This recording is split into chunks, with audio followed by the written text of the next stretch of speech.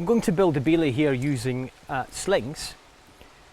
It wouldn't be my first choice necessarily, but there are a certain number of situations where I might do that. One of them might be if I'm on a multi-pitch route with a friend who isn't going to do any leading. Building the belay using the sling allows me to attach them to the sling when they arrive at my stance and me to lead off. Another situation might be if I'm short of rope at the top of my pitch and I don't have enough to run back and forward 3 times or more, so I can bring all the anchors together to one point and just have to use the rope once, which is minimising the amount of rope I'm using. So I've got 3 anchors here already, and I'm just going to pull these together using a 16-foot sling.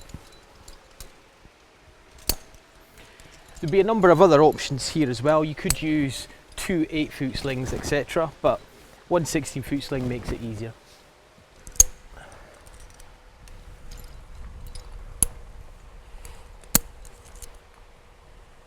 So I'm going to start this process by clipping the sling into all 3 anchors, and I'm going to look for the sewn part of the tape, which is here, and I'm going to start with that quite low down because I'm going to pull the strands of sling between all the anchors, which will actually pull the sewn bit up to the anchor here, and that keeps it out the way of the knot.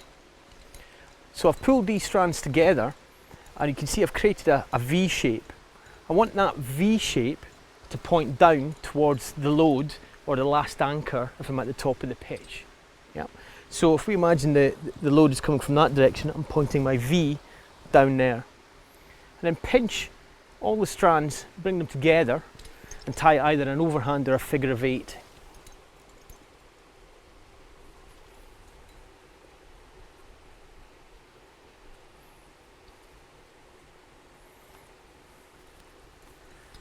So I've got a figure of 8 here, and the reason for doing this is to make these anchors all independent and equalised.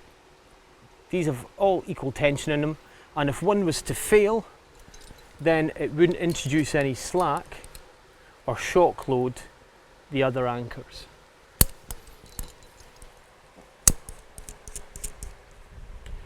So that's the anchors tied off. I just need to tie myself now into the anchor.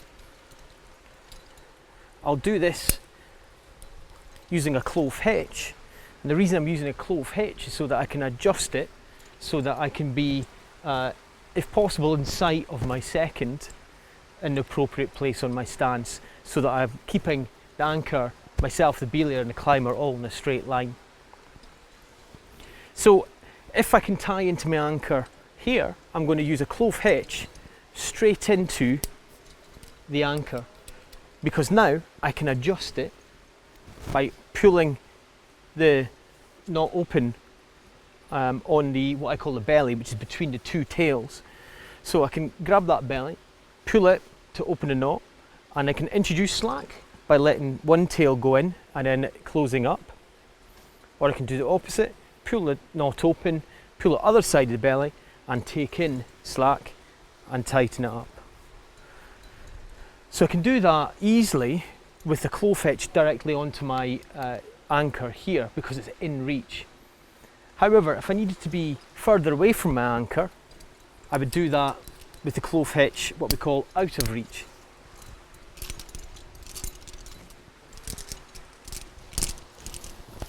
For that, I put a screw gate carabiner onto my knot loop, put the rope through the anchor screw gate, get roughly into position and tie my clove hitch this time at my waist. That way I can do all the adjusting at my waist remote from the anchor, and it saves me going back and forward to have to do that adjustment.